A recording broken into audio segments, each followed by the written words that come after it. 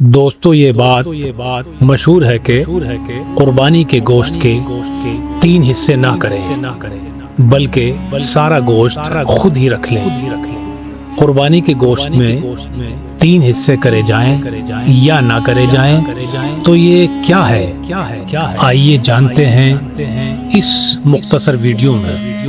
تو سب سے پہلے تو یہ جان لیں کہ قربانی کا تمام گوشت اس کا ہوتا ہے جس کی طرف سے قربانی کی گئی ہے۔